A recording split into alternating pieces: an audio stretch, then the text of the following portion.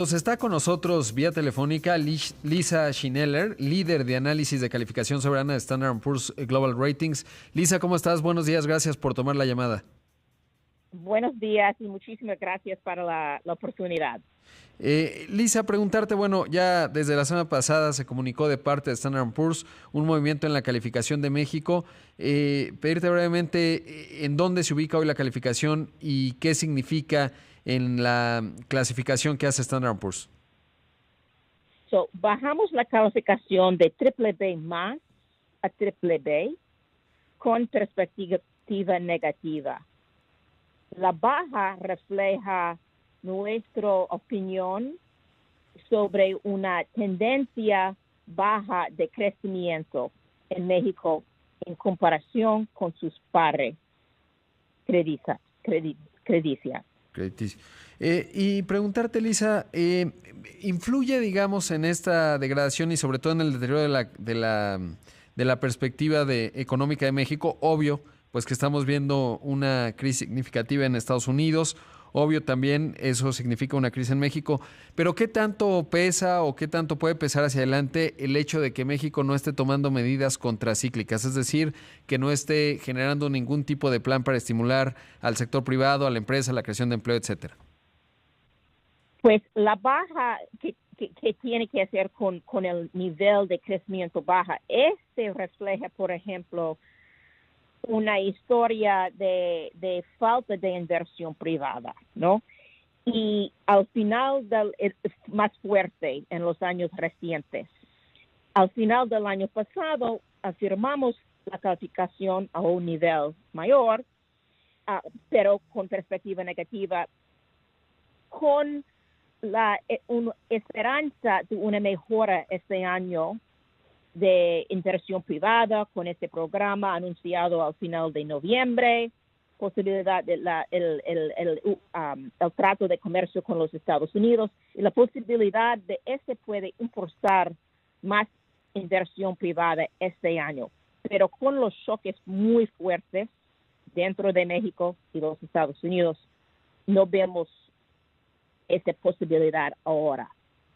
Ahora, desde la óptica de Standard Poor's, ¿qué tanto influye o cómo se ve el que México pues mantenga estos objetivos de superávit primario, o si en un contexto como este digamos, desde la óptica de una calificadora, cómo se ve si un país decide bajar los objetivos del superávit primario, por ejemplo?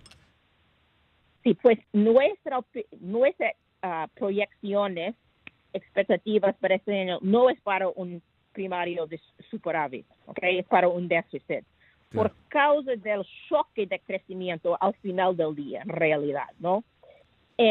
Pero mantenemos déficit en general más o menos moderado, pero peor en comparación con nuestras expectativas al final del año pasado. Otro problema, y por qué tenemos perspectiva negativa, es porque México no tiene muchísimo espacio para flexibilidad fiscal. No es solamente ese gobierno, gobiernos pasados también, porque no tiene un base tributaria más alta y no tiene fondos no tiene fondos de estabilización con muchísimo dinero en comparación con otros países con una dependencia del presupuesto en petróleo como México. Por otro lado, estoy hablando esta mañana con Lisa Schneller, la líder de análisis de calificación soberana de Standard Poor's Global Ratings. Lisa, entender cómo, digamos, la relación entre Pemex y México, porque ustedes la tienen muy vinculada, obviamente, por obvias razones, y sobre todo viendo un precio del barril de petróleo de $13, pues eso complica aún más la calificación de México, ¿es correcto? Sí, tiene un impacto sobre el precio de petróleo. También es un parte de dificultad ahora con el presupuesto y todo. Para el gobierno federal, este año tiene la posibilidad de más o menos compensar para esta caída. Pemex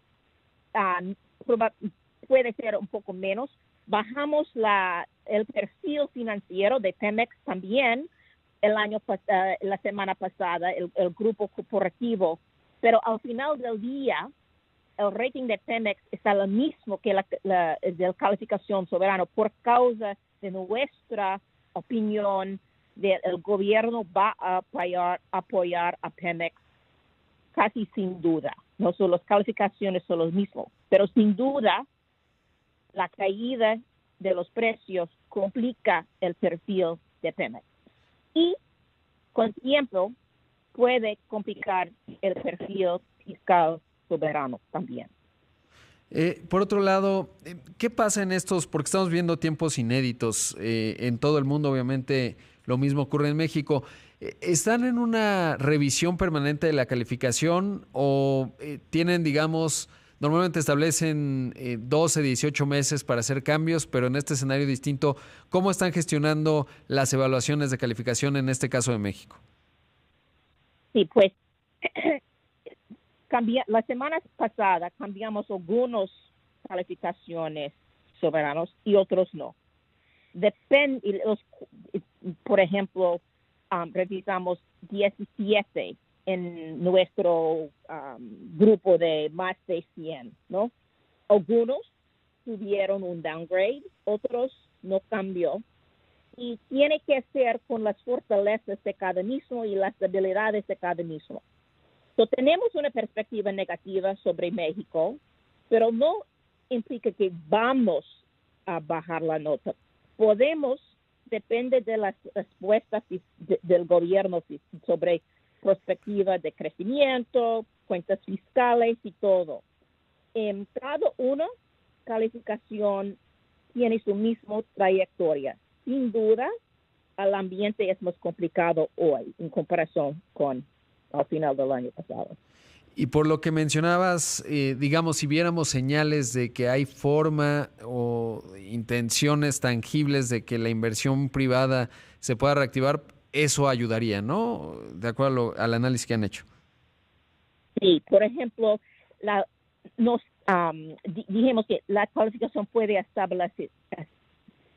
estabilizar en este nivel con señales más fuertes sobre un crecimiento, viendo más o menos del sector privado, para revertir y ayudar a mantener déficits moderados por parte del gobierno. El ritmo de crecimiento viendo del sector privado es muy importante, sí, y la confianza del sector privado. Por supuesto. Pues Lisa, te agradezco mucho que hayas tomado la llamada. Por supuesto, los estaremos buscando para ir viendo el análisis que van haciendo y por la importancia obvia que tienen pues las calificaciones que establecen para México y obviamente para las distintas entidades de nuestro país. Muchas gracias. Muchísimas gracias. Buen día. Buen día. Ahí escuchamos a Lisa Schneller, líder de análisis de calificación soberana de Standard & Poor's Global Rating, que como ya nos decía, pues ubican a México de BBB+ a BBB con perspectiva negativa.